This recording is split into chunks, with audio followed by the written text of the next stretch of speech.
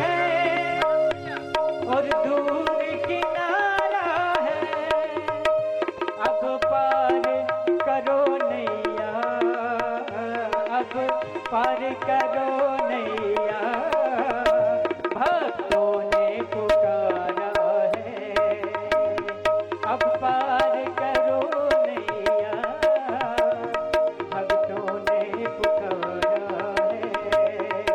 ओ तेरा दर तो हकीकत में दुखियों का सहारा है।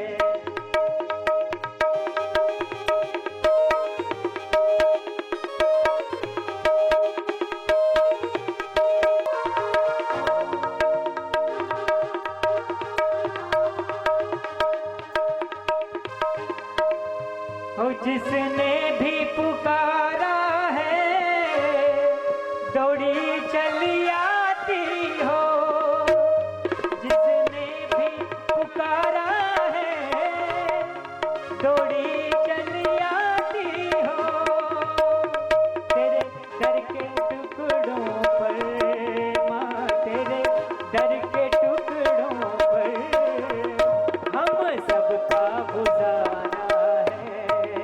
हो तेरे दर तो हकीकत में जन्नत का नजारा है, तेरा दर तो हकीकत में जन्नत का नजारा है।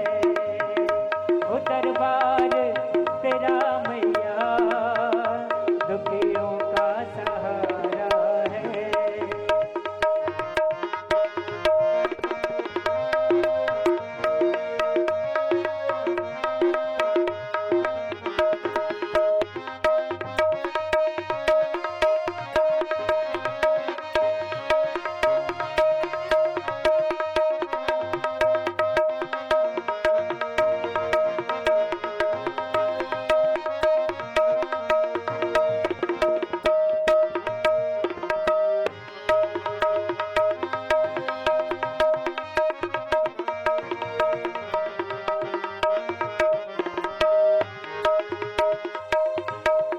दौड़े चले आते हैं दुख दर्द के मारे यहाँ, दौड़े चले आते हैं दुख दर्द के मारे यहाँ, सुख चैन वहीं पाते, सुख चैन वहीं पाते, जिन पे तेरा इशारा है, दरबार तेरा मैया जन्नत का नजारा है।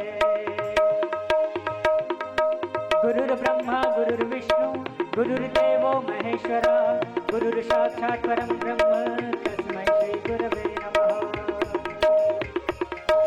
अखण्डमण्डलाकारं व्याप्तं येन चराचरं तत्पदं दर्शितं येन तस्मै श्री गुरवे नमः, तस्मै श्री गुरवे नमः, तस्मै श्री गुरवे नमः, तस्मै श्री गुरवे नमः। हेलो, बोलिए गुरुदेव की जय। जय हो। जय श्री राम। राधे राधे। जय माता दी। आज बड़े सौभाग्य की बात है कि ग्राम पालनपुर में पूज गुरुदेव द्वारा देवी पुराण आपको सुनाई जाएगी। ये अपने भाग्य की बात है कि कई जन्मों से, कई जन्मों के धर्म के बाद संतों का समागम ग्राम पालनपुर में होते जा रहा है। तो आज गुरुदेव आपको देवी पुराण सुनाएंगे और पूज गुरुदेव के स्वागत के लिए ग्राम पालनपुर के कुछ बुजुर्ग निवेदन है, श्री धन्नालाल जी फूफा जी आए और पूज गुरुदेव का स्वागत करें। पूज हीरालाल अली बाबू जी आए, वो भी पूज गुरुदेव का स्वागत कर रहे हैं, हीरालाल बाबू जी। और पर्रादे से पधारे हुए हमारे सिंगरैया जी से भी निवेदन है, वो भी आए, पूज गुरुदेव जी का स्वागत कर रहे हैं। इमरत लाल जी नाकेदार से भी निवेदन है, वो भी आए, पूज गुरुदेव जी का स्वागत करें। और गांव के सबसे बुजुर्ग श्री गणेश राम जी सराठे, जो पूरे पालनपुर में सबसे बुजुर्ग हैं, उनसे भी निवेदन है, वो भी आए, पूज गुरुदेव जी का स्वागत करें। ओम प्रकाश पटेल जी से भी निवेदन है वो भी आए, पूज्य गुरुदेव जी का स्वागत करें। लखनलाल जी से भी निवेदन है कि आए और पूज्य गुरुदेव जी का स्वागत करें। सुंदरलाल जी बेरैया जी से भी निवेदन है कि आज आप ग्राम पालनपुर का ही नंबर है जो आज पूज्य गुरुदेव जी का स्वागत करें, और बाहर से कोई अगर पधारे हुए और मेरी निगाह नहीं पहुंच पा रही है उनसे हाथ जोड़कर प्रार्थना है वो भी पूज्य गुरुदेव जी का स्वागत करें। और हमारे पूजनीय गुरुजी देवी गुरुजी से भी निवेदन है वो भी आए, पूज्य गुरुदेव जी का स्वागत करें। राधे श्याम सिकेरिया जी से भी निवेदन है वो भी आए, और कन्हैयालाल जी गुजवार जी से भी निवेदन है, सूदोन वाले मौसा जी से भी निवेदन है वो भी आए, पूज्य गुरुदेव जी का स्वागत करें। और इसी स्वागत बेला को यहाँ समाप्त करते हुए पूज्य गुरुदेव जी से निवेदन है कथा से हम सभी को कृतज्ञ करें। जय श्री राम। इदगम हविः प्रजननं वसुदसवेरगुं सर्वगणगुं स्वस्तये आत्मसने प्रजासने पशुसने लोकसन्नभयसने अग्नेः प्रजां बहुलां ने करुत्वन्नं पयोरेतु अस्मासु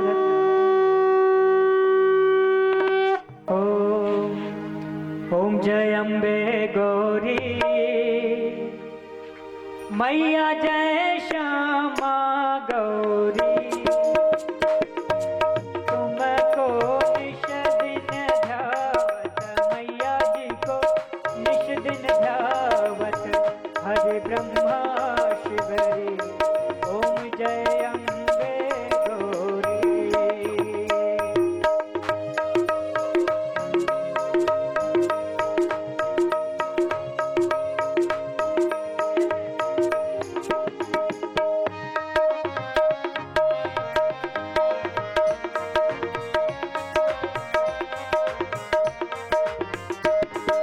मांग सिंदूर विराजत टीको मृग मद को मैया टीको मृग मद को उज्जवल से दो नैना निर्मल से दो नैना चंद्र बदन को ओम जय अम्बे गौरी।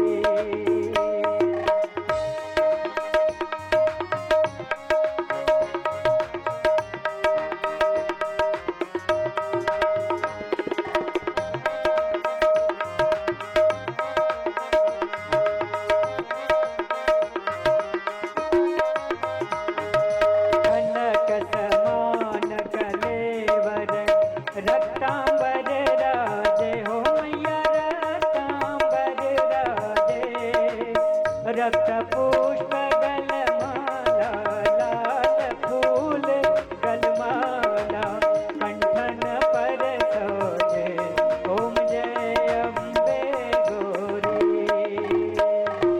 के हरिवाहन राजत खड़ग खपर धारी हो मैया खड़ग खपर धारी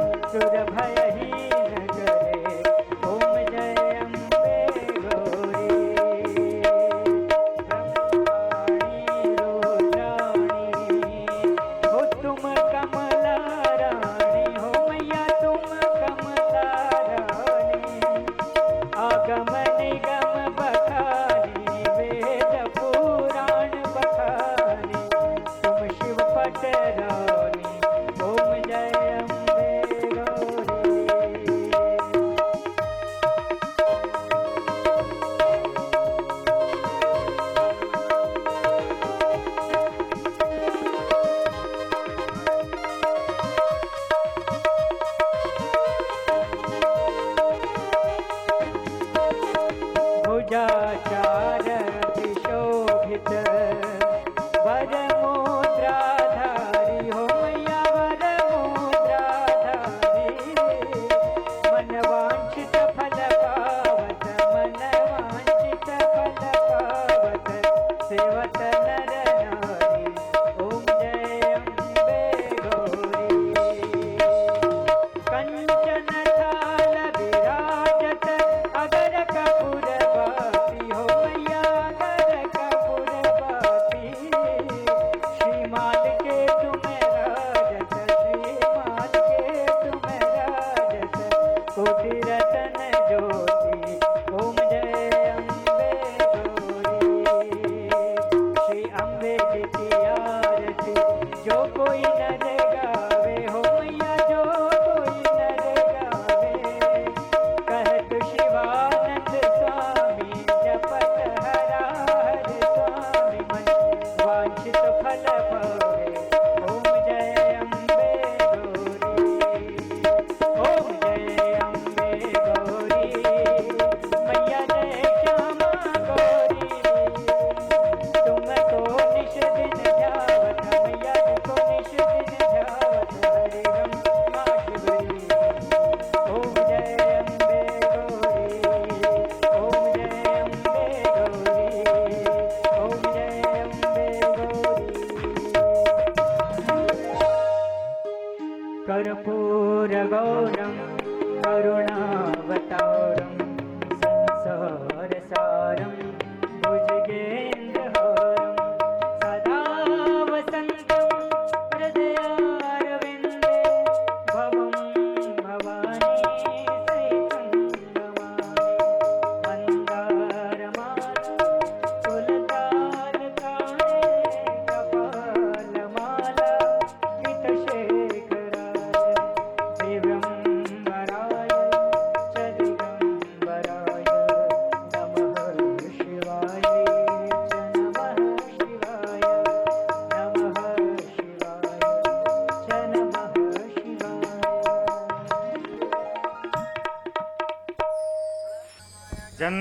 जन्तदेवास्थानि धर्माणि प्रथमान्याशन्यातेह नाकं महिमानः सचन्त यत्र पूर्वे साध्याः सन्ति देवाः ॐ एकदन्ताय विद्महे वक्रतुण्डाय धीमहि तन्नो दन्तिः प्रचोदयात् ॐ गणाम्बिकायै च विद्महे कर्मसिद्ध्यै च धीमहि तन्नो गौरी प्रचोदयात् ॐ तत्पुरुषाय विद्महे महादेवाय धीमहि तन्नो रुद्रः प्रचोदयात् ॐ कात्यायन्यै च विद्महे कन्याकुमारी च धीमहि तन्नो देवी प्रचोदयात् सेवन्तिका वैकुलजं पटपातलब्जै पुन्नागजाति करमीलरसाल पुष्पै बिल्वप्रभाल तुलसीदलमञ्जरी वि त्वां पूजयामि जगदीश्वरि मे प्रसीद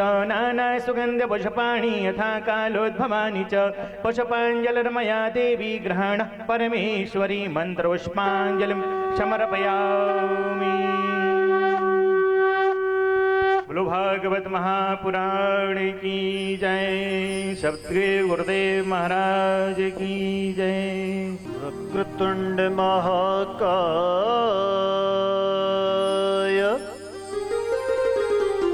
कोटि सूर्य समप्रभ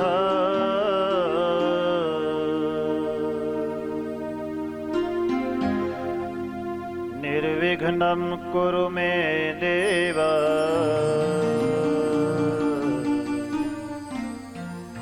सर्वकार्येषु सर्वदा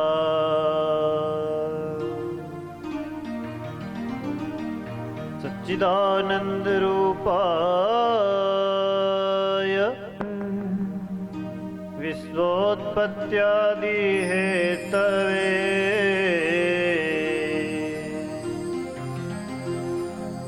तापत्रय विनाशाय श्रीकृष्णाय वयं नमः।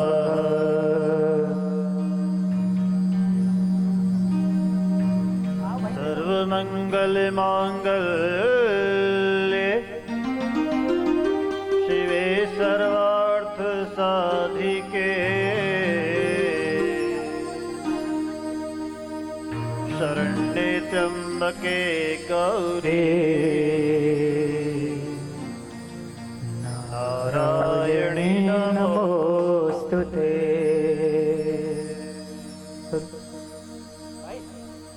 ध्येयम् सदा परिभवन् नभीष्टदोहम्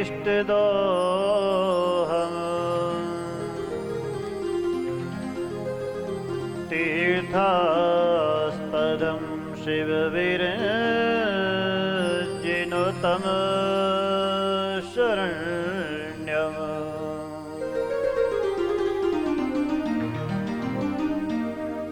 नित्यार्तिहं प्रणतपाल भवाब्धिपोतम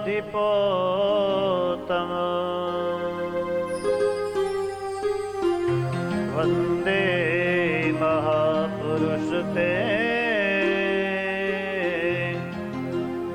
चरणारविन्दम् वंशी विभूषितकरान्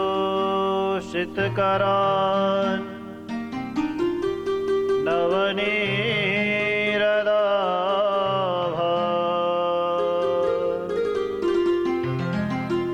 पीताम्बरादरुणविमलफलाधरोष्ठा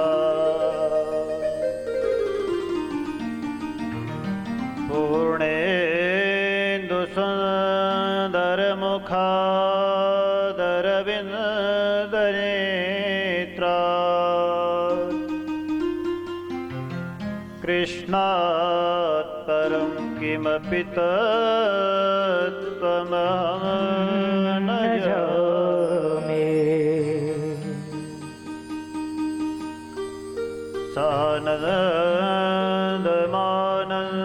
सानन्दमानन्दवने वसन्तम् आनन्दकन्दम्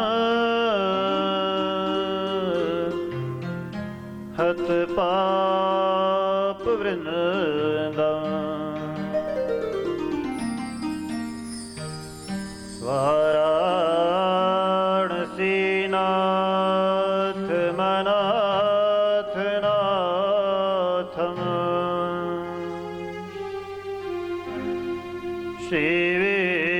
श्रीविश्वनाथम् शरणं प्रपद्ये।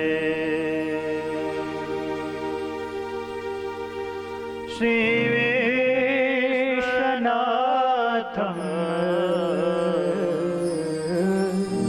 शरणं प्रपद्ये। ॐ शान्तिः शान्तिः शान्तिः।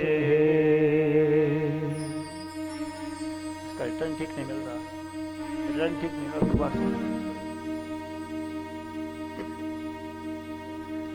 अकारण करुणावर्णालय कर्तुम अकर्तुम अन्यथा कर्तुम सर्वसमर्थ, उसका रिटर्न ठीक नहीं आ रहा।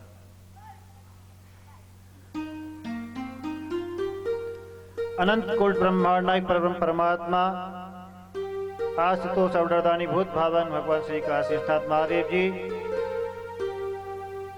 भगवती श्री अन्नपूर्णा माँ,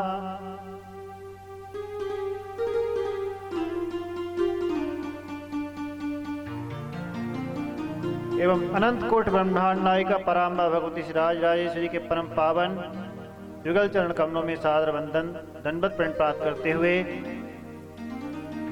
पतित पावनी पुण्य सलीला कलकल निनादनी माँ भगवती नर्मदा मैया, अनंत बलवंत संत श्री हनुमंत लाल जी महाराज, इस देवी भागवत महापुराण ज्ञान यज्ञ में आवाहित समस्त देवी देवताओं, स्थान देवता, ग्राम देवता सभी का वंदन स्मरण करते हुए प्रातः स्मरणीय अर्चनीय वंदनीय परम पूज्यपाद ब्रह्मलीन श्री सदगुरुदेव महाराज श्री तपोमूर्ति जी महाराज श्री के श्री चरणों का सादर स्मरण वंदन करते हुए मंच पर विराजमान समस्त विप्रवृंद, समस्त हमारे संगीतक वृंद, इस देवी भागवत कथा ज्ञान यज्ञ को अपने वीडियो रिकॉर्डिंग के माध्यम से YouTube चैनल पर जो प्रसारित कर रहे हैं, ऐसे हमारे सम्मानित श्री माखन मीणा जी, साउंड वाले भैया, इस ज्ञान यज्ञ के समस्त पदाधिकारी कार्यकर्तागण, मुख्य यजमान के रूप में हमारे सम्मान्य श्री सुरेश वर्मा जी, सम्मान्य श्री परशुराम पटेल जी, सम्मान्य श्री ओम प्रकाश जी पटेल, सम्मान्य श्री हरिओम पंडित जी, जितने लोगों का नाम है ज्ञात बता दिए। सभी लोग आप, क्योंकि ऐसा आपका कार्यक्रम है, सार्वजनिक रूप से हो रहा है और आप सबके तन मन धन से सहयोग से हो रहा है, आप सभी ग्राम पालनपुर एवं क्षेत्र से समस्त पधारे हुए सुधि संस्कारी भगवत चरणानुरागी भगवत कथा रस रसिक श्रोताबिंद, भगवती शक्ति स्वरूप मातृविंद, परमात्मा की हम सब पर बड़ी असीम अनुकंपा है कि इस समय माघ मास की गुप्त नवरात्रि जो आज से प्रारंभ हो रही है, इस परम पावन पुण्य वेला में भगवती पराम्बा जगत जननी की आराधना करने का यह बहुत शुभ अवसर है। शक्ति की उपासना का पावन पर्व गुप्त नवरात्रि, ऐसे परम पावन काल में आप सभी ने मिलकर के यह श्रीमद् देवी भागवत कथा श्रवण करने का 9 दिवसीय आयोजन किया। ये बिना भगवती की कृपा के संभव नहीं है, क्योंकि परमात्मा की जब कृपा होती है जीव पर, जन्मांतरे भवेत पुण्यम तदा भागवतम लभेत। एक जन्म का नहीं, अनंत जन्म जन्मांतर के जब पुण्य उदय होते हैं, तब इस प्रकार से भगवान की भगवती की कथा श्रवण करने को प्राप्त होती है। श्रीमद् देवी भागवत महापुराण के महात्म्य की कथा पहले की गई है। कहा शास्त्रों में महात्म ज्ञानम पूर्वम तो पश्चात भवति निश्चयः। पहले महात्मा का ज्ञान होना चाहिए, इसके बाद में उसका निश्चय होता, हमारी प्रीति उत्पन्न होती है। तो श्रीमद् भागवत महापुराण, देवी भागवत पुराण के इस महात्मा की कथा स्कंद पुराण के अंतर्गत भगवान वेदव्यास जी ने 5 अध्यायों में की है। जैसे भागवत महापुराण की, श्रीमद् भागवत महापुराण की कथा का महात्मा पद्म पुराण के अंतर्गत 6 अध्यायों में व्यास जी ने किया है, ऐसे यहाँ पर स्कंद पुराण के अंतर्गत देवी भागवत की कथा सिखाई गई है। आज हम लोग महात्मा की कथा में प्रवेश करेंगे। इससे पूर्व अपने मन और वाणी को पवित्र करने के लिए भगवती का मंगलमय नाम लें, फिर उसी नाम से प्राप्त शक्ति के द्वारा हम अपनी वाणी के द्वारा कुछ बोल सके, आप उसे श्रवण करके ग्रहण कर अपने जीवन को परम मंगलमय बना सके। परमात्मा हम सबको शक्ति प्रदान करें। अतः भाव के साथ नाम है। जय जय जय अम्बे, जय जय जगदम्बे,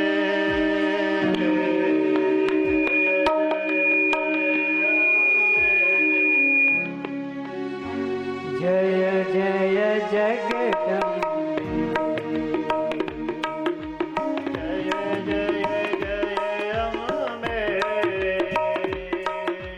जय जय जय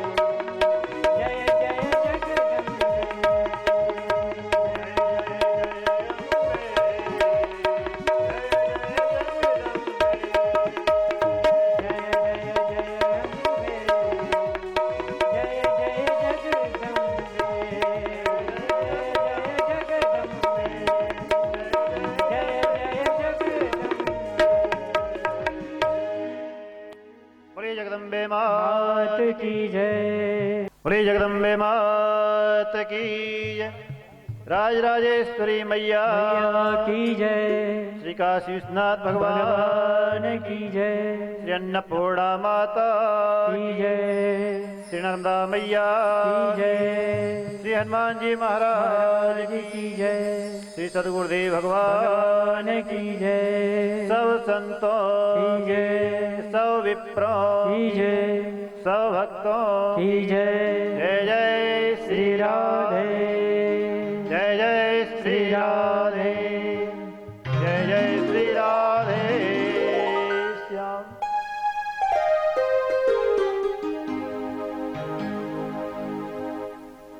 श्रीमद् देवी भागवत महापुराण के महात्म के वर्णन भगवान वेदव्यास जी करते हैं। कहा हमने कि आपको बताया कि जब तक हमें किसी वस्तु का बोध, उसका महिमा, उसका ज्ञान नहीं हो जाता है, तब तक उसके प्रति हमारे मन में उतनी श्रद्धा, प्रेम भाव नहीं हो पाता। उदाहरण के लिए यदि कोई अवधूत फटे पुराने मेले कुचेले वस्त्र में आ जाए, सिद्ध महापुरुष, तो लोग उनके बाह्य वेशभूषा को देख करके शायद तिरस्कार करने लग जाए। कैसे मेले कुचेले वस्त्र पहने अवधूत है। और यदि किसी के द्वारा यह मालूम हो जाए कि ये तो बहुत पहुंचे हुए उच्च कोटि के महापुरुष संत हैं, सिद्ध महापुरुष हैं, तो उनके प्रति जो अभी तक मन में है बुद्धि हो रही थी, वह श्रद्धा में परिणित हो जाती है। कोई उच्च पद पर आसीन व्यक्ति यदि सिविल ड्रेस में आ जाए और जानकारी ना हो, उनके परिचय ना हो, तो लोग एक सामान्य व्यक्ति के समान, जनसाधारण के समान मानते हैं। लेकिन यदि पता चल जाए कि ये तो कोई उच्च पद पर आसीन विराजमान है, तो उनका अलग रिस्पेक्ट करते हैं, सम्मान करते हैं। क्यों? व्यक्ति तो वही पहले भी थे, लेकिन फिर सम्मान क्यों बढ़ गया? क्योंकि उनकी पद, उनकी गरिमा का हमको बोध हो गया, ज्ञान हो गया कि हाँ, ये अमुक पद पर विराजमान है, पदस्थ हैं, तो उनके प्रति हमारे मन में एक अलग भाव जागृत हो जाता है। इसी प्रकार ये श्रीमद् भागवत महापुराण की कथा की क्या महिमा है, इसको श्रवण करने से क्या लाभ है, श्रवण करने से क्या होगा, आज तक किसी को इसका लाभ मिला या नहीं। क्योंकि संसार में प्राय लोग जहां लाभ देखते हैं पहले, वहां बाद में उनकी प्रवृत्ति होती है। नहीं तो कोई भी व्यक्ति, शास्त्र का नियम है कि प्रयोजनम उद्देश्य मंदोपि न प्रवर्तते, बिना प्रयोजन के, बिना किसी लक्ष्य के कोई मंद व्यक्ति भी किसी कार्य में प्रवृत्त नहीं होता है। तो यहां पर श्रीमद् देवी भागवत महापुराण की कथा जो स्कंद पुराण में कही गई, देवी भागवत में ही क्यों नहीं कही गई? क्योंकि यदि देवी भागवत में ही देवी भागवत की महिमा का वर्णन आता, महात्मा का वर्णन आता, तो वो अपने मुख से अपनी बड़ाई प्रशंसा करना हो जाता, आत्म प्रशंसा, कि स्वयं देवी भागवत में अपनी महिमा कही गई है। कहा ना कि जो बड़ा व्यक्ति होता है वह अपना स्वयं प्रशंसा नहीं करता है, और जो दूसरे उनकी प्रशंसा करते हैं वह उसकी प्रशंसा का महत्व होता है। बड़ो बड़ाई ना करे, बड़े ना बोले बोल, हीरा मुख से ना कहे लाख हमारा मोल। तो हीरा अपनी बड़ाई प्रशंसा स्वयं नहीं करता है कि मेरा करोड़ों लाखों का मोल कीमत है, जौहरी ही उसकी कीमत जानता है, आकलन करता है। उसी प्रकार देवी भागवत महापुराण की कथा का महात्म क्या, इसकी महिमा क्या, इसका महात्म है, वह स्कंद पुराण में कहा गया। भगवान वेदव्यास जी महाराज ने पूर्व में मंगलाचरण में पराम्बा भगवती आद्य शक्ति का वर्णन करते हुए मंगलाचरण करते हैं। सृष्टौ या सर्ग रूपा जगत अवनिविधौ पालनीया च रौद्री संहारे चापि यस्या जगदमिदं खलम क्रीडनम या पराख्या पश्यन्ति मध्यमाथो तदनु भगवती वैखरी वर्ण रूपा सास्मात् वाचम प्रसन्ना विधि हरि गिरीशा राधिला अंकरोतु। कि जो पराम्बा भगवती सृष्टि के आदि में स्वयं निर्गुण निराकार रूप से रहती है और उन्हीं से संपूर्ण सृष्टि सर्ग रूप में उत्पन्न होती है।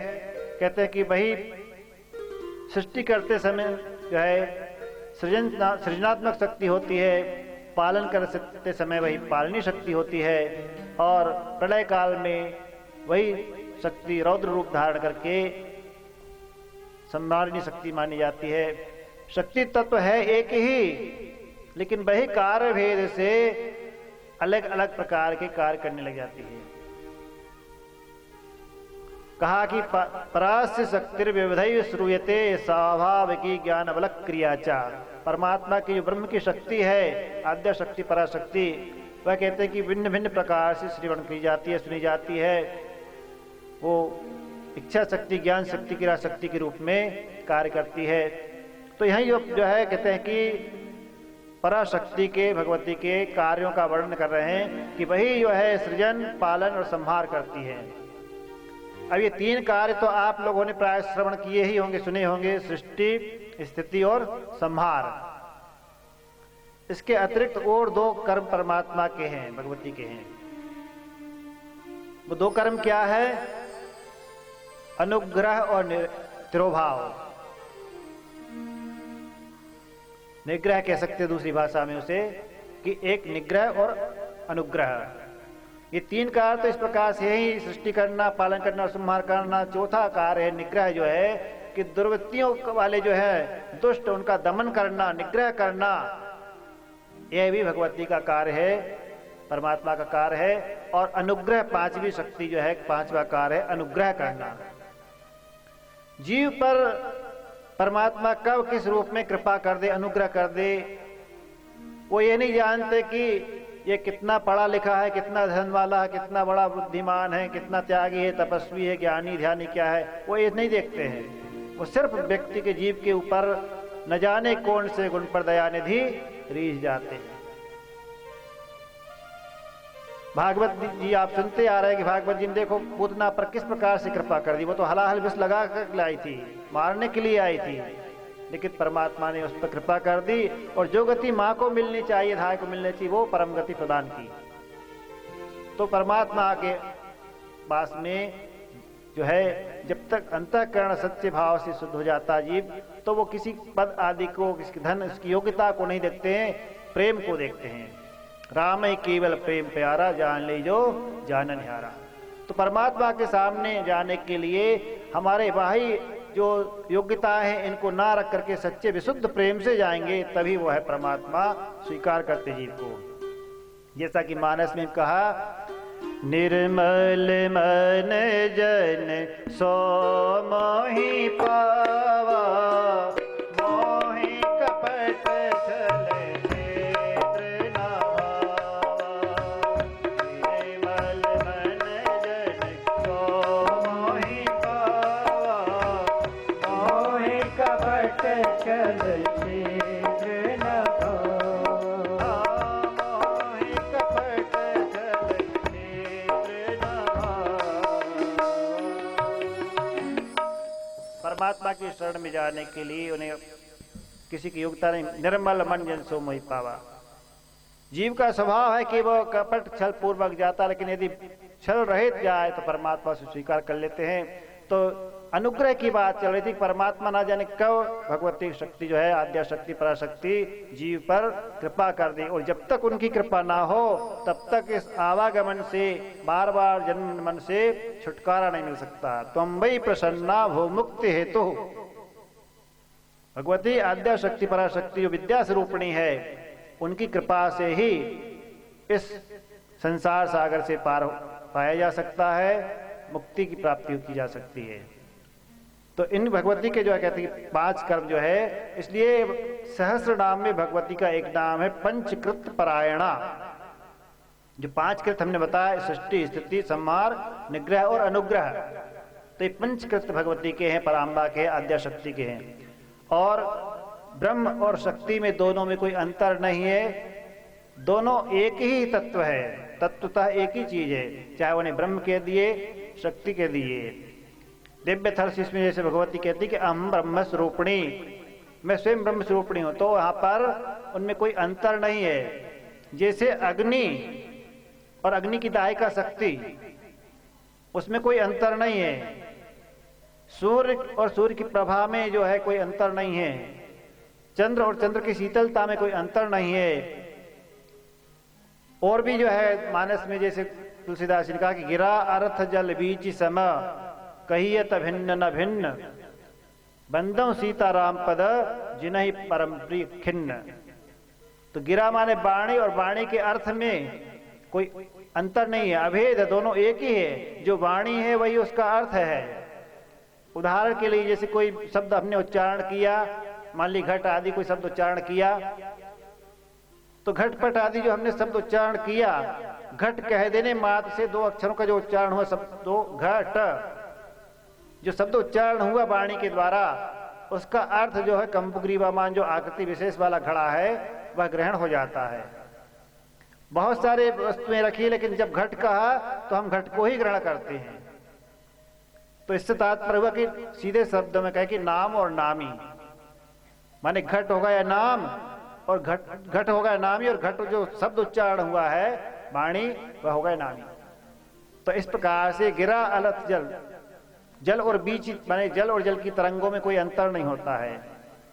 जो नर्मदा जी के जल में समुद्र आदि में बड़ी बड़ी सुनामी लहर जो उठती है, तो उन लहरों में भी जल ही है, लेकिन हम व्यावहारिक दृष्टि से उनमें भेद बोलते कि आज तो बड़ी बड़ी तरंगे लहरें आ रही हैं नर्मदा जी, तो वह तरंगे दिखने में हमें अलग दिखाई दे रही, लेकिन वास्तव में तत्वतः है जल ही है। तो ऐसे ही शक्ति और शक्तिमान दोनों में कोई अंतर नहीं है, तत्वतः एक ही है परमात्मा।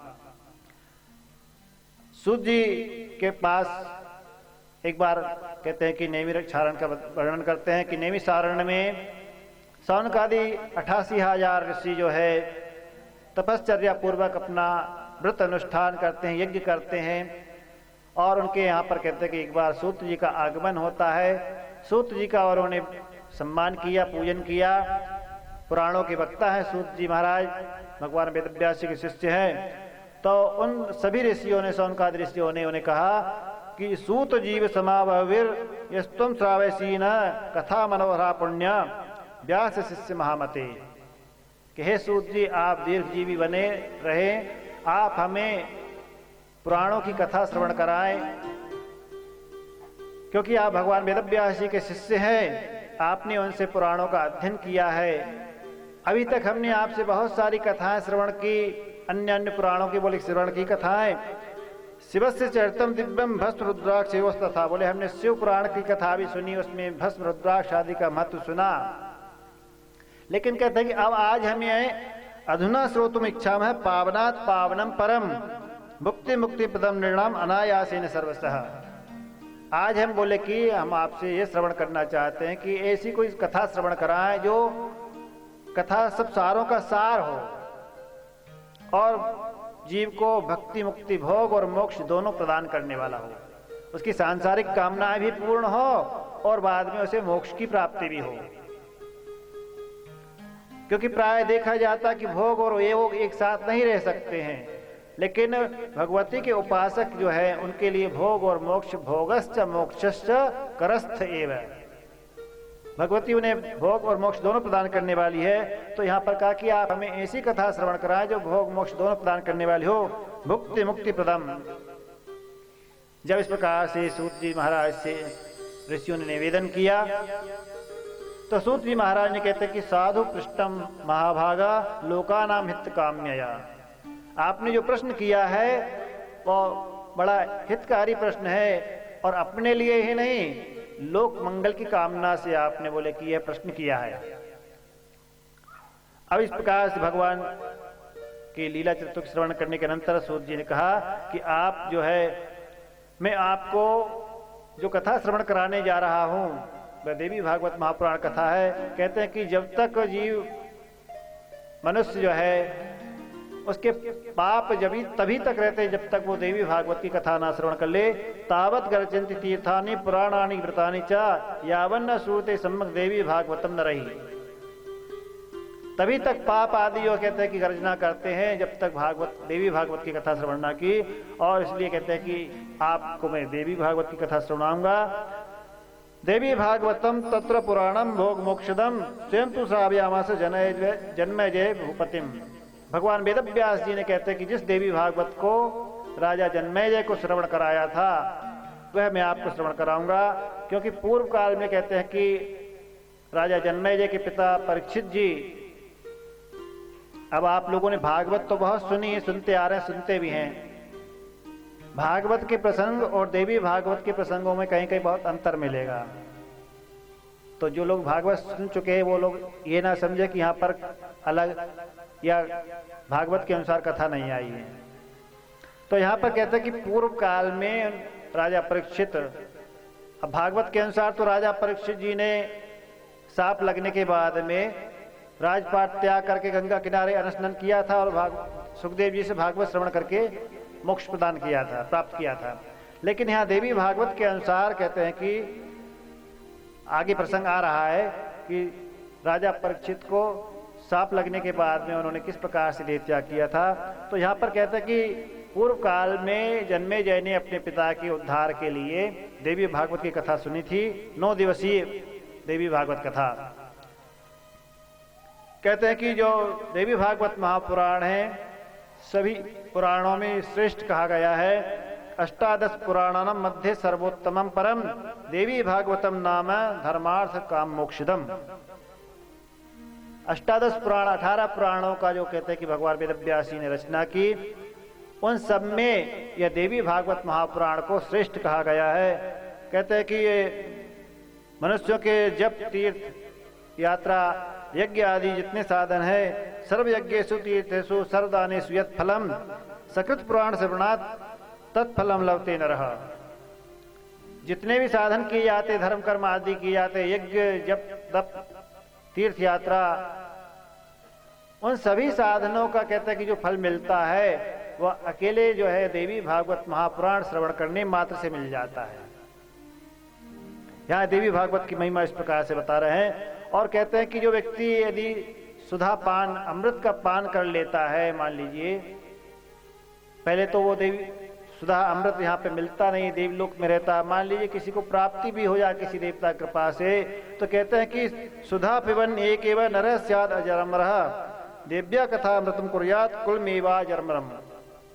जो व्यक्ति कहते हैं कि सुधा पान करता, अमृत पान करता, वह स्वयं तो अमर हो जाता है, लेकिन देवी भागवत रूपी कथा अमृत का जो पान करता है उसका संपूर्ण कुल जो कहते हैं कि अजर अमर हो जाता है, मुक्ति का अधिकारी बन जाता है।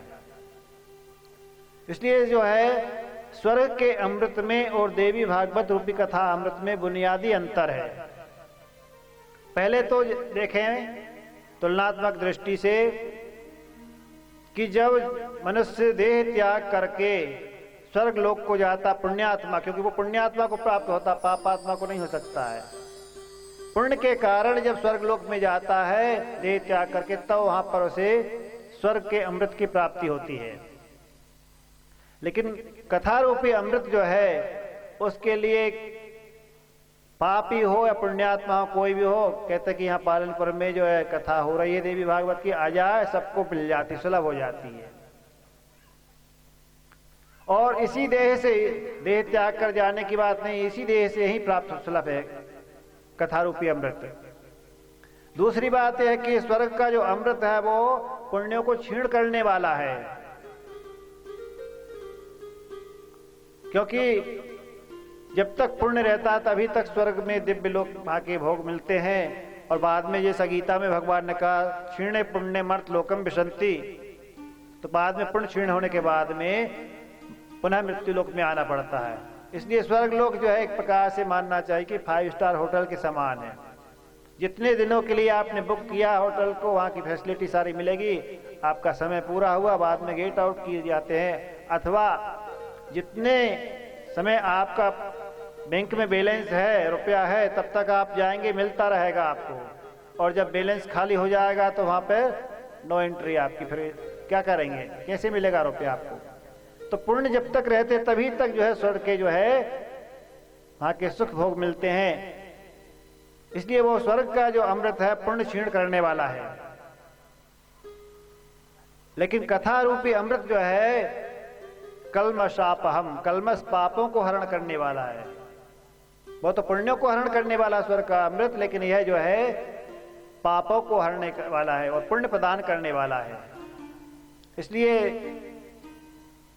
इस देवी भागवत महापुराण के अमृत का पान का कहते हैं कि जो सुनता है उसका कुल, संपूर्ण कुल का उद्धार हो जाता है। और इसके श्रवण में कहते हैं कि मासा नाम नियमो नास्ति दिना नाम नियमोपिता सदा सेव्यम सेव्यम, कहते हैं कि सदा बार इसका सेवन करते हैं। देवी भागवतम न रही, इस देवी भागवत का कहते हैं कि सदा सेवन करते रहना चाहिए।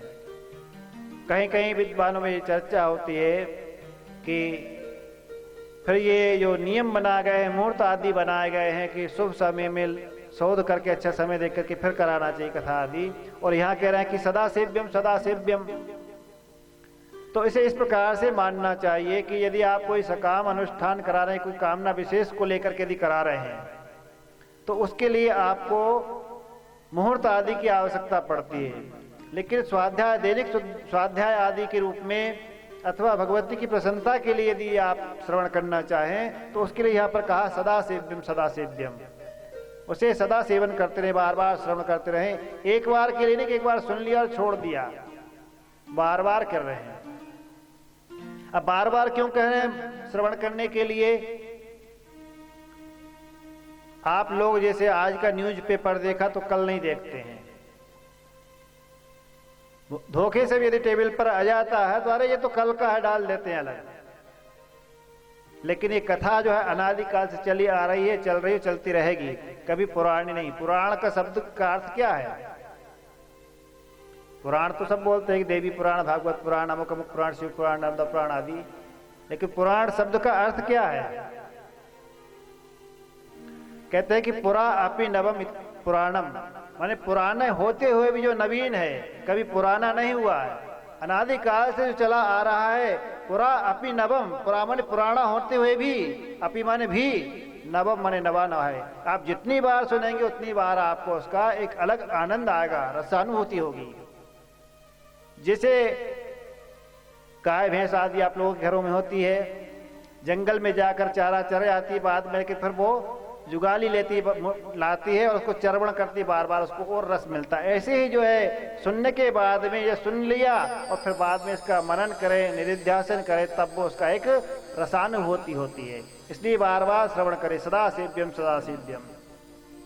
उदाहरण के लिए आपको बताएं कि जैसे कोई रांगा होता है, रांगे पर जो सील लगाई जाती है,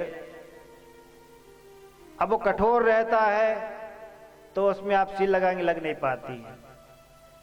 लाख रांगा आदि जो होता है उस पर लगाते हैं कोई कठोर पदार्थ, उसे गर्म कर लिया जाता है तो फिर बाद में उस पर सील ठोकी जाए, पूरा जो अक्षर वो अंकित हो जाते हैं।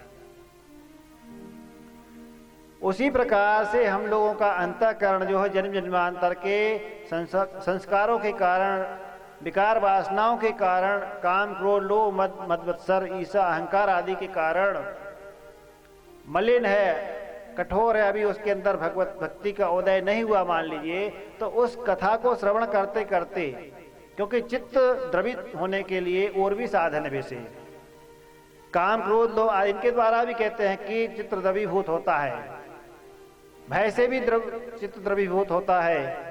जैसे उदाहरण के लिए कोई व्यक्ति मार्ग से जा रहा है, मार्ग में सर्प मिल जाए, एकदम से भयभीत हो जाते हैं और उस सर्प की आकृति अपने चित्त में अंकित हो जाती है कि कितना बड़ा भयंकर काला सर्प था, कदाचित डस लेता तो क्या होता। अब सर्प तो चला गया, लेकिन उस भय के कारण हमने जो चित्त में अपने उसकी आकृति जमा ली, घर आ जाने के बाद, सुरक्षित जगह में आ जाने के बाद भी सर्प का ही चिंतन होता है, कितना भयंकर था, काट लेता तो क्या होता। इस प्रकार से सर्प का ही चिंतन कर लेते हैं। कोई नहीं पूछेगा तब भी किसी को बता देंगे कि आज बड़ा सर्प मिला था, ऐसे से बचे। तो वो क्या है कि भय के कारण चित्त द्रवीभूत हो गया, तो सर्प जो है आपके चित्त में अंकित हो गया। प्रेम के कारण भी अपना कोई मित्र है, बहुत दिन बाद मिला, मान लीजिए कथा पंडाल में आप भी बैठे हैं, वो भी दिखाई दे, दृष्टि पड़ गई, अब फिर क्या मन सोचेगा कि अरे कब अपने मित्र से मिल लें, बात हो जाए, बहुत दिन बाद दिखाई दिया।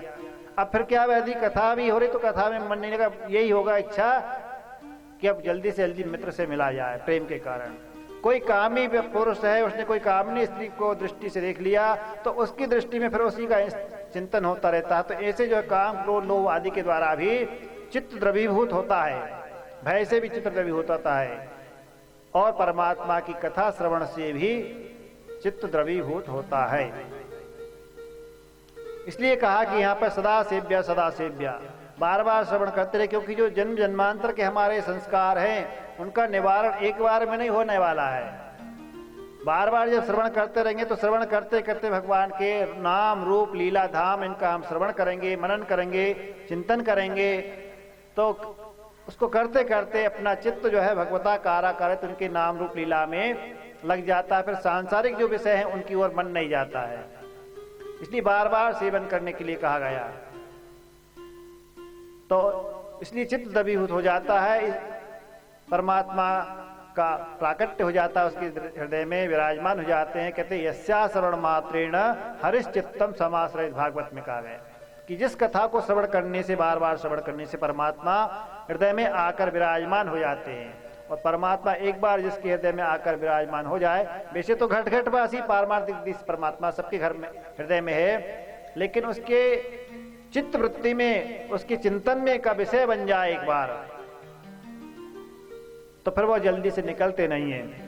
इस प्रकार से कहते हैं कि इस भागवत कथा के महात्म के संदर्भ के रहे कि जैसा पुण्य इस भागवत कथा श्रवण करने से, देवी भागवत कथा श्रवण करने से मिलता है, कहते हैं तथा न गंगा न गया न काशी न नैमिषम न मथुरा न पुष्करम पुणाति सद्यो बद्री वनमनो यथा ही देवी मख एष विप्रा। सूत जी कहते हैं कि हे ऋषियों, जिस प्रकार से देवी कथा जो है भगवती की पवित्र करने वाली, उस प्रकार से अन्य जितने तीर्थ गिनाए गए, गया काशी आदि, गंगा आदि, वह भी पवित्र नहीं कर सकते, क्योंकि गंगा में स्नान करना माना कि गंगा जी के पाप जो है, गंगा ही सब पाप हर लेती स्नान करने से। दरस परस और मज्जन पाना हरे पाप का वेद पुराना। लेकिन शरीर की शुद्धि तो हो जाती है उस जल से, मन की शुद्धि नहीं होती, तन की शुद्धि हो जाती है। मन फिर भी वो है मलिन रहता है। जल से तन तो शुद्ध हो जाएगा लेकिन मन शुद्ध नहीं हो जाएगा। मन की शुद्धि, अंतःकरण की शुद्धि यदि करना है तो उसके लिए कहते हैं कि देवी भागवत कथा है, उस कथा को श्रवण करने से ही अंतःकरण की शुद्धि होती है। इस प्रकार कहते हैं कि अतो भागवतम दिव्या पुराणम परम परतः परम, यह जो देवी भागवत महापुराण है पर से भी पर, सबसे परे है, सबसे श्रेष्ठ माना गया है। और कहते हैं कि इस प्रकार से जो देवी भागवत महापुराण की कथा के संदर्भ कहते हैं कि भगवान कृष्ण के पिताजी वसुदेव जी ने भी देवी भागवत कथा को श्रवण किया था, और उसके द्वारा कहते हैं कि उन्होंने अपने पुत्र को प्राप्त किया था। कहते हैं कि श्रवणात् वसुदेवस्य प्रसेन अन्वेषण गतम चिरायाचितम प्रियम पुत्रम कृष्णम लब्धम मोधा। भागवत में भी ये प्रसंग आता है 10वें स्कंद में कि जब भगवान कृष्ण जी सिमंतक मणि की खोज के लिए गुफा में गए थे और सेवकों ने 15 दिन तक उनकी प्रतीक्षा की।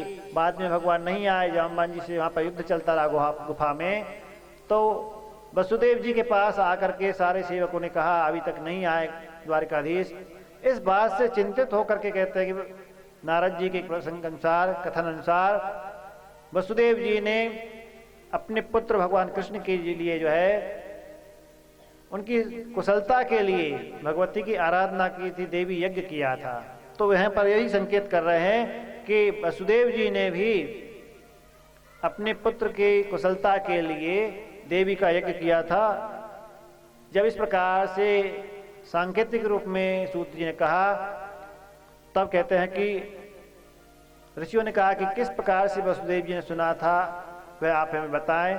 तो इसी संदर्भ में वहां पर कहते हैं कि जो सिमंतक मणि की कथा भागवत में आप लोगों ने सुनी है, उसी का वर्णन करते कहते हैं कि जब प्रसेन को सिंह ने मार दिया था सिमंतक मणि के लिए, और सत्राजित ने भगवान द्वारकाधीश पर मिथ्या कलंक लगा दिया था कि द्वारकाधीश ने मेरे भाई को मरवा दिया है, उस मिथ्या कलंक के परिमार्जन के लिए भगवान द्वारकाधीश सिमंतक मणि की खोज में गए थे। वहां पर उन्होंने मार्ग में पहले प्रसेन को मरा हुआ देखा, बाद में उसे सिंह ने मारा था, सिंह को देखा, क्योंकि सिंह को जो है जाम्बान जी ने मार दिया था, और उन चरण चिन्हों का अनुगमन करते हुए गुफा में भगवान द्वारकाधीश प्रवेश किए। जब नहीं आए तब कहते कि उनकी समाचार सुनकर के वसुदेव जी निराश हो गए थे। नारद जी ने कहा कि आपको निराश होने की आवश्यकता नहीं है, आप देवी की आराधना करें।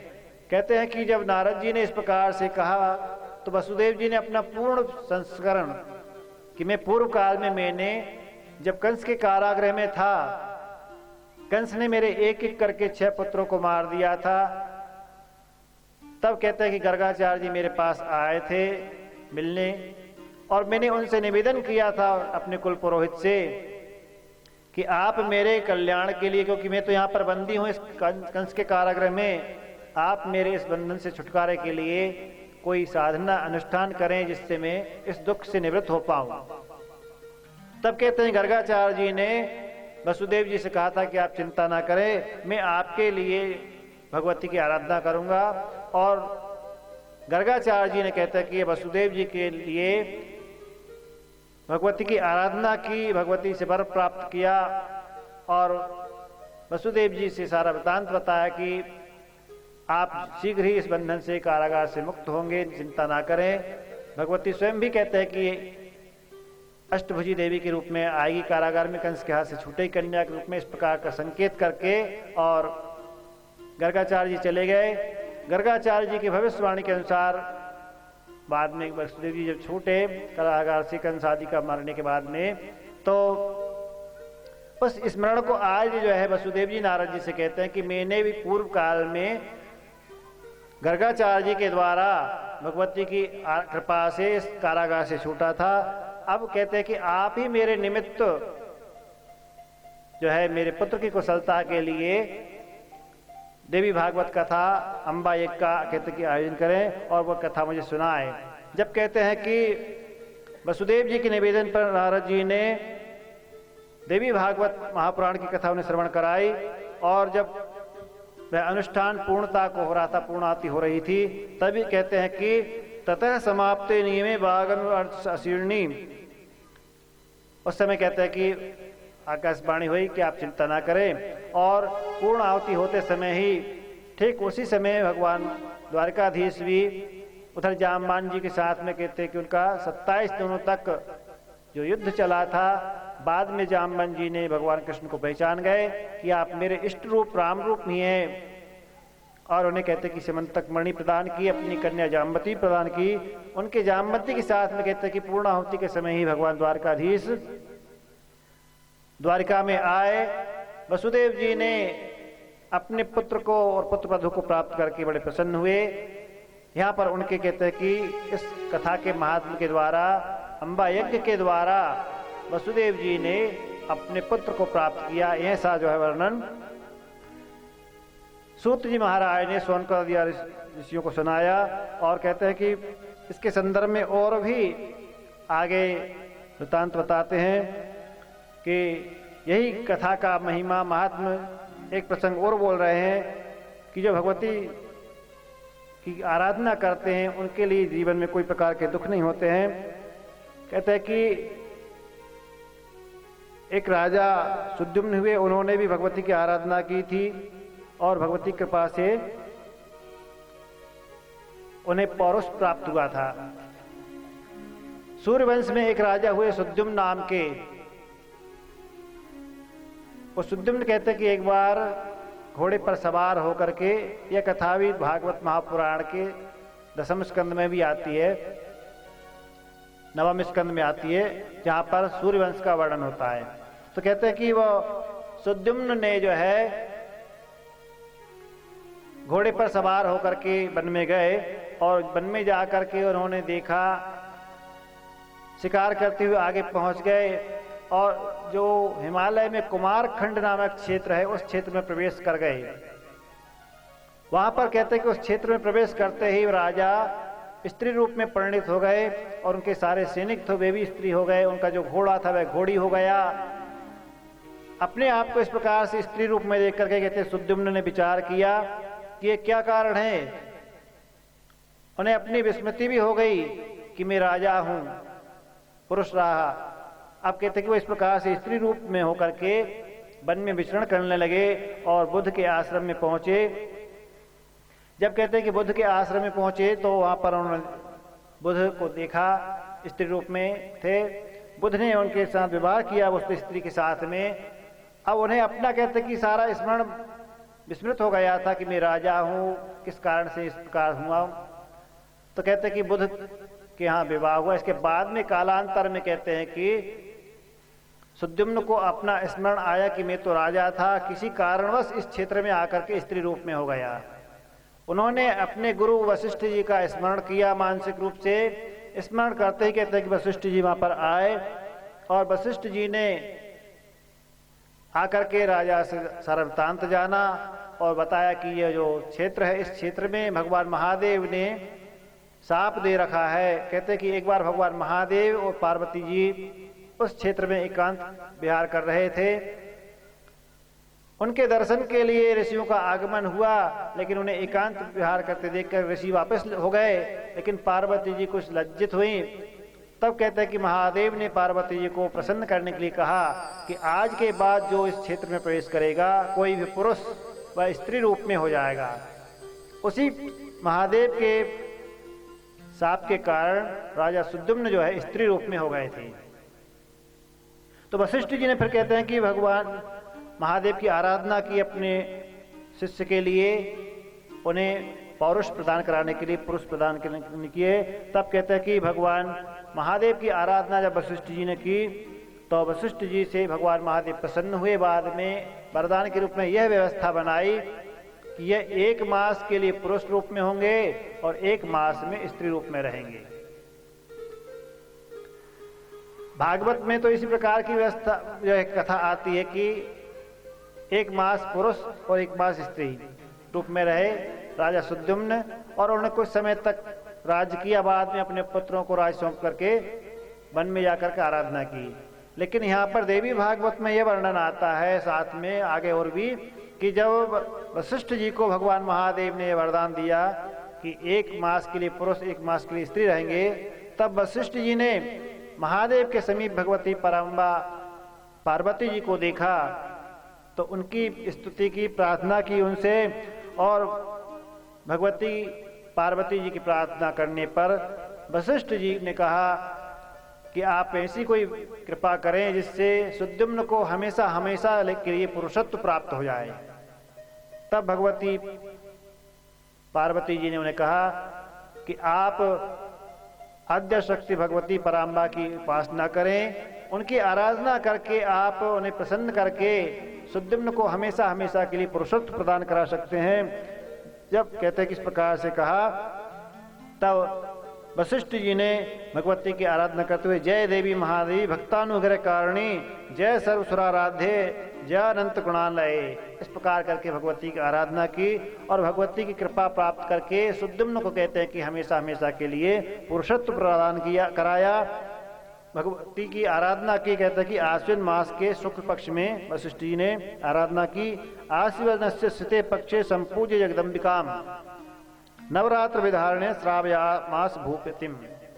राजा को कहते हैं कि उनके पुरुषत्व प्रदान कराने के लिए नवरात्र विधि में आराधना की और उन्हें कथा श्रवण कराई देवी भागवत महापुराण की।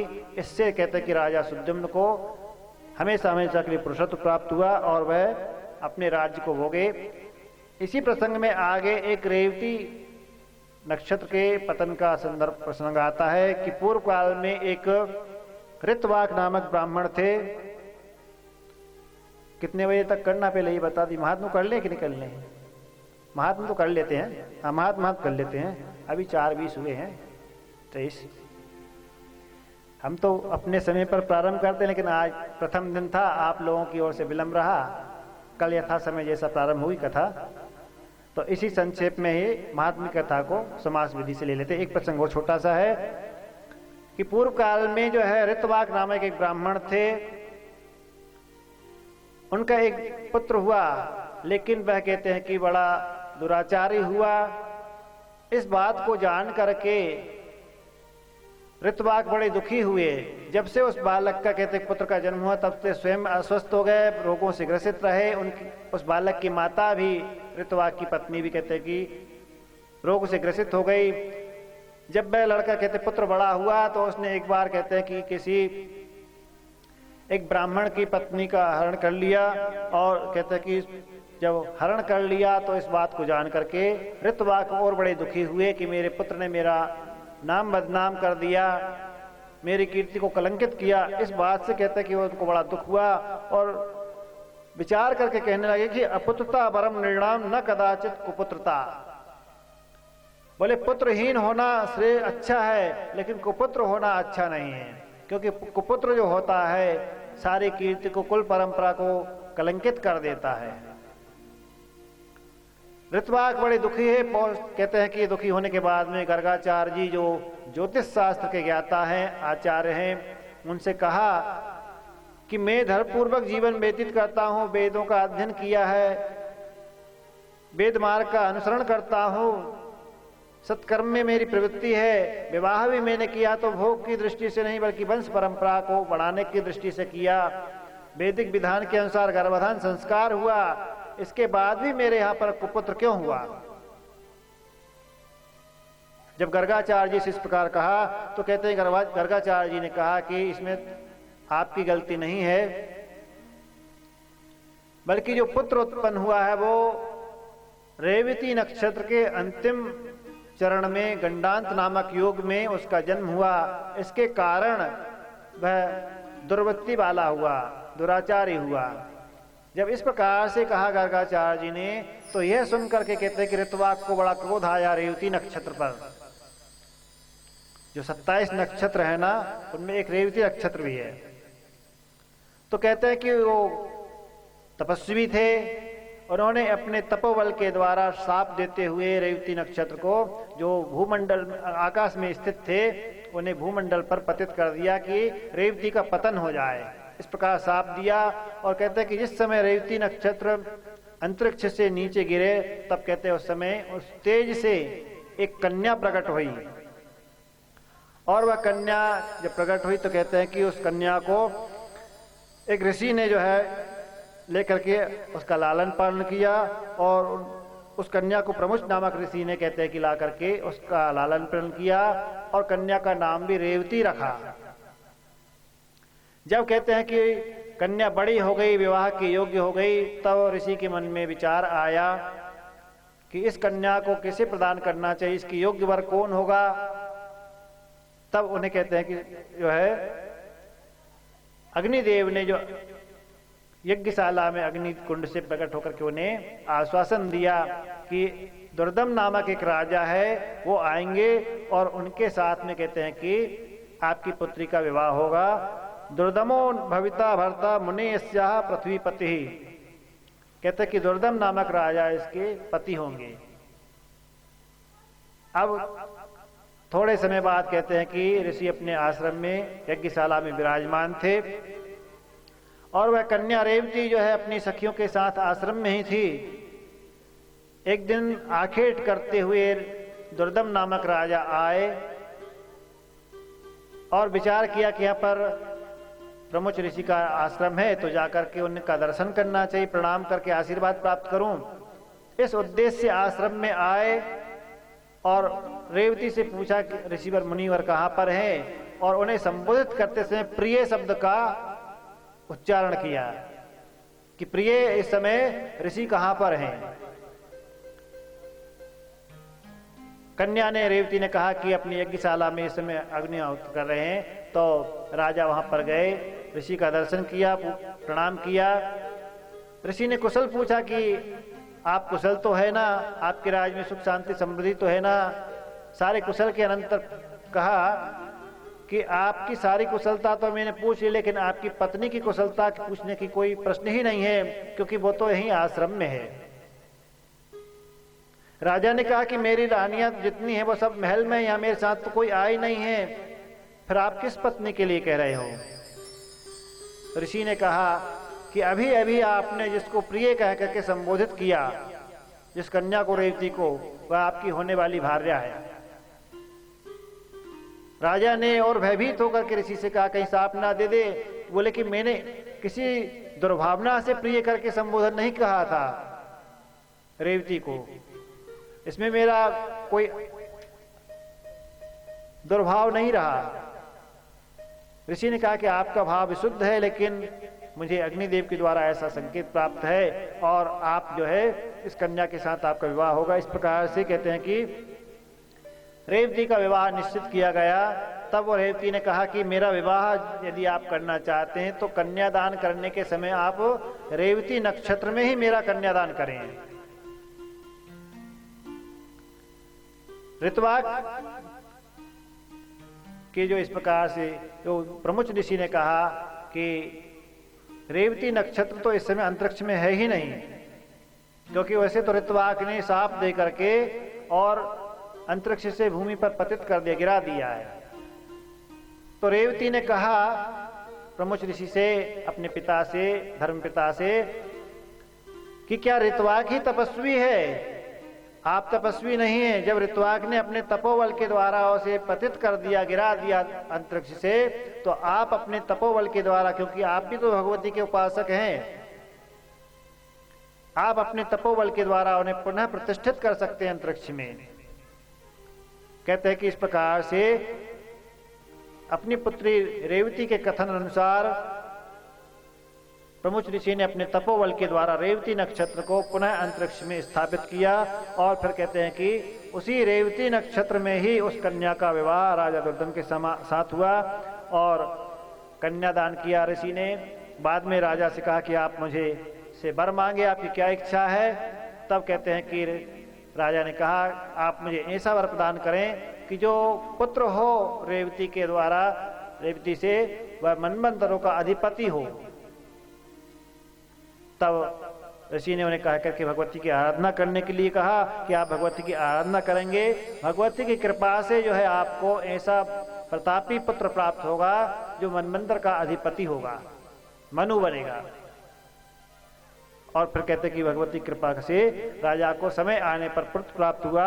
और इस प्रकार से सूत जी महाराज ने ऋषियों को देवी भागवत की महात्म की कथा श्रवण कराई कि किस प्रकार से भगवती की आराधना के द्वारा, इस देवी भागवत की कथा श्रवण के द्वारा जिनको जो अपनी अपनी कामना प्राप्त हुई, रेवती नक्षत्र की पुनः स्थापना हुई, राजा ने अपने पुत्र को प्राप्त किया, ऐसी जो है देवी भागवत की महापुराण की कथा है, भगवती की महिमा है। तो जो भी कोई अपनी कामना लेकर के सकाम होकर के अथवा निष्काम भाव से भगवती की आराधना करते हैं, भगवती की कृपा से उनकी संपूर्ण कामनाएं पूर्ण होती है। और इस लोक से बाद में जाते समय संसार सागर से पार होकर के और जन्म मरण के चक्र से छूट करके सदा सदा के लिए मुक्त हो जाता है भगवती की कृपा से। तुम वही प्रसन्ना भव मुक्ति हेतु। तो ऐसी भगवती की इस कथा का महात्म है। बोले जगदम्बे मात की। भजन मात अम्बे का करते रहोगे, भजन मात अम्बे का करते रहोगे, संसार सागर तरते रहोगे। भजन मात अम्बे का करते रहोगे, भजन मात अम्बे का करते रहोगे, तो संसार सागर करते रहोगे, तो संसार सागर करते रहोगे। भजन मात अम्बे का। तालियां बजाते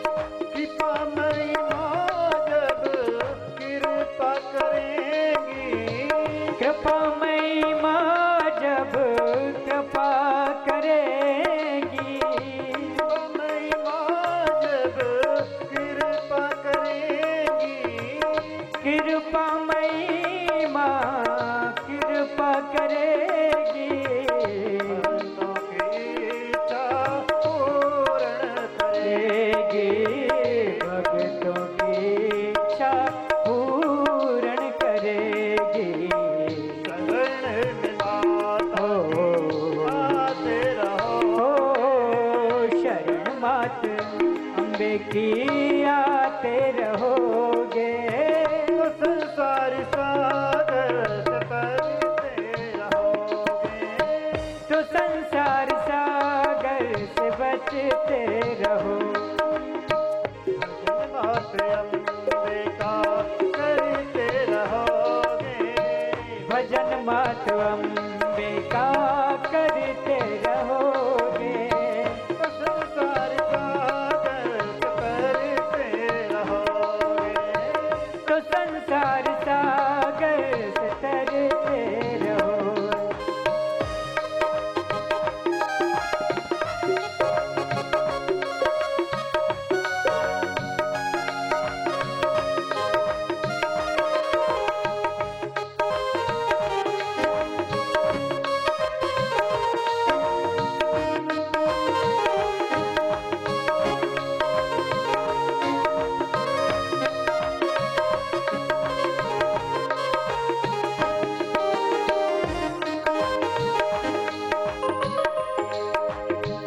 जगत सारा देखो दुखों का खजाना, जगत सारा देखो दुखों का खजाना, जगत सारा देखो दुखों का खजाना, जगत सारा देखो दुखों का खजाना, चरण छोड़ के कहीं अब न जाना, चरण को के माँ के कहीं न जाना, सदा भाव भक्ति से पूजा करोगे, सदा भाव भक्ति से पूजा करोगे, तो संसार सागर से तरते रहोगे, तो संसार सागर से तरते रहोगे, मात अम्बे का करते रहोगे, भजन मात अम्बे का करते रहोगे, संसार सागर से तरते रहोगे, तो संसार सागर से तरते रहोगे। जय हो, तालियां बजते भाव में।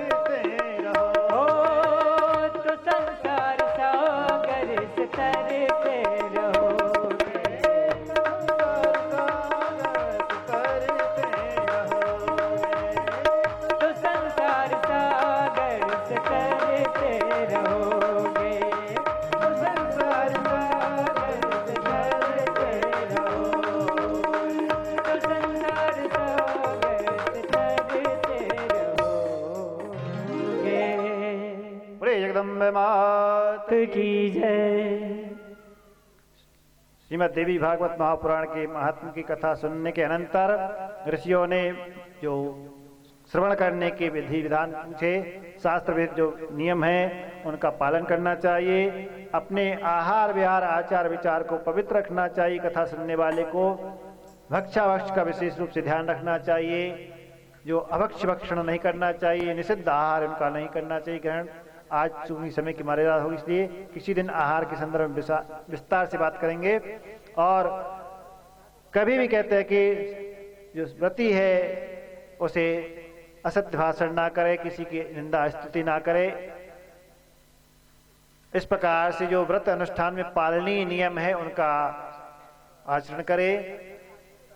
यथासंभव फलाहार आदि रख करके, फलाहार आदि की व्यवस्था इसलिए बताई जाती है आहार विहार के संदर्भ में कि अन्न आहार करने से शरीर में निद्रा आलस्य आदि आता है।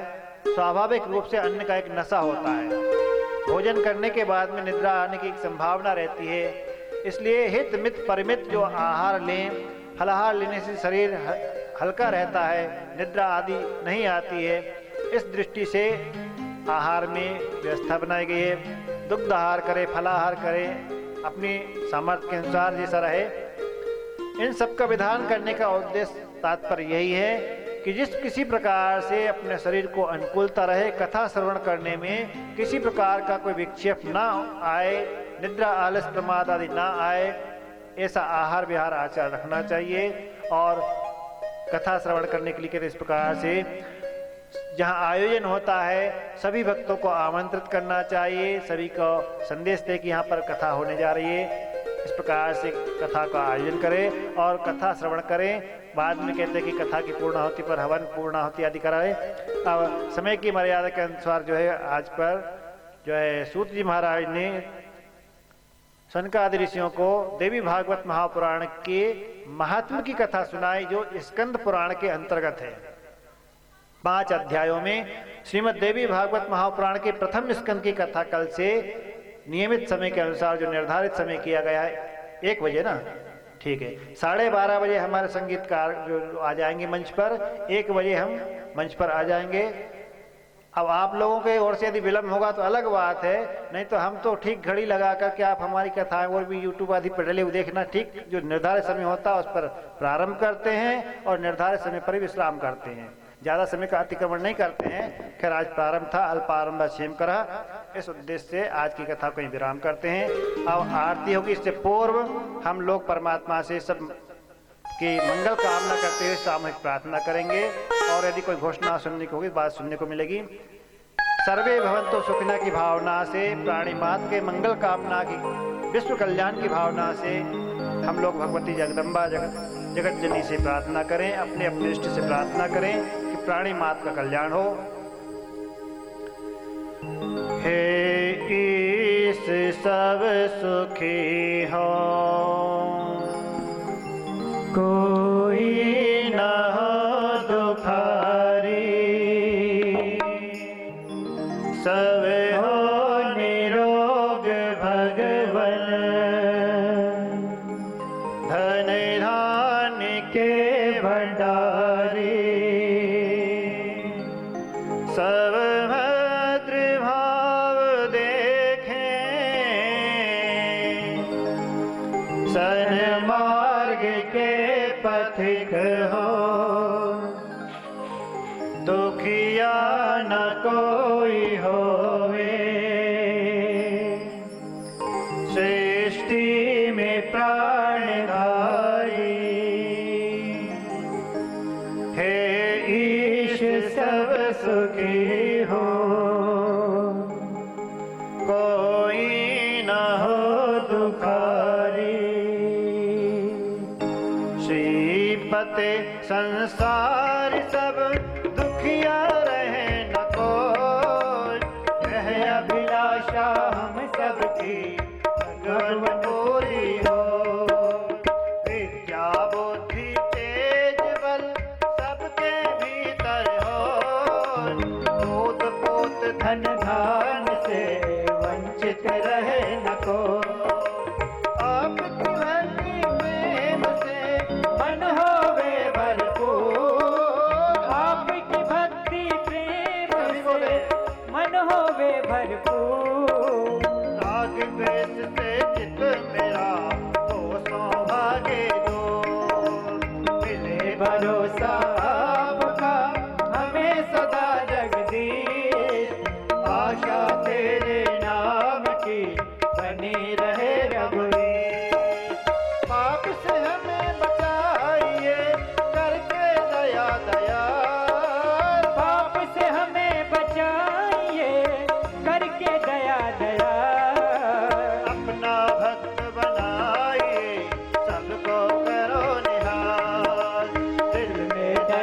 उदारता मन में प्रेम अपार हृदय में धारे धीरता हे मेरे भरता हाथ जोड़ विनती करो सुनिए कृपा निधान हाथ जोड़ विनती करूं सुनिए कृपा निधान साधु संगत दीजिए दया धर्म का दान हरे कृष्ण कृष्ण कृष्ण हरे हरे हरे राम राम राम हरे हरे हरे कृष्ण कृष्ण कृष्ण हरे हरे हरे राम राम राम हरे हरे राम राम हरे हरे राम राम हरे हरे राम राम हरे हरे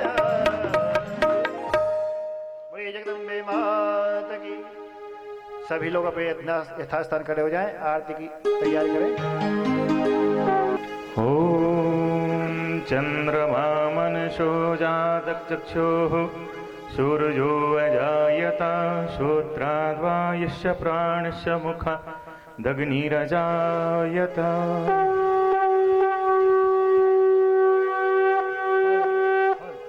ओम जय अम्बे गौरी मैया जय श्यामा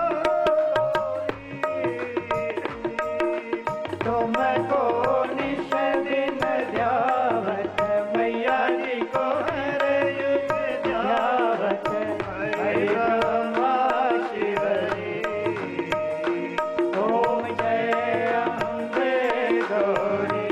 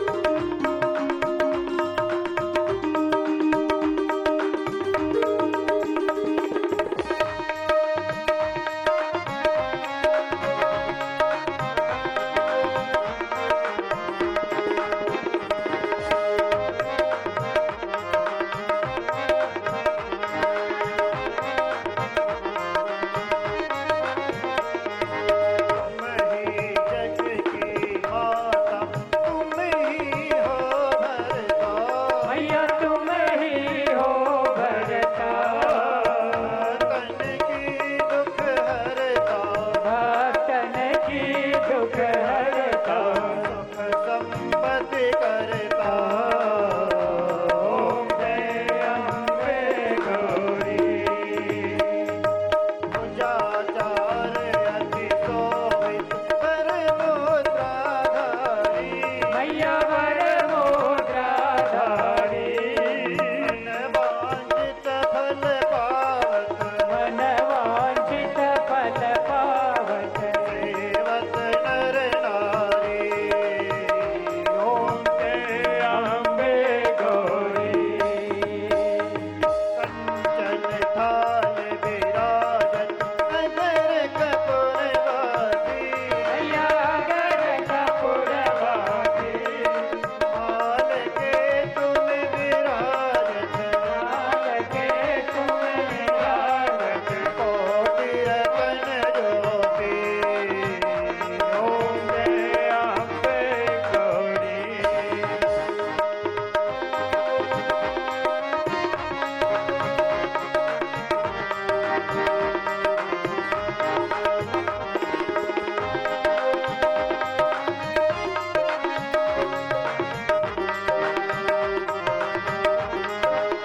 मैया जी के आरती निस दिन पड़ गावे मैया निश दिन पड़ गावे भजत शिवानंद स्वामी जपत हर हर स्वामी मनवांछित फल पावे ओम जय अम्बे गौरी ओम जय अम्बे गौरी मैया जय श्यामा गौरी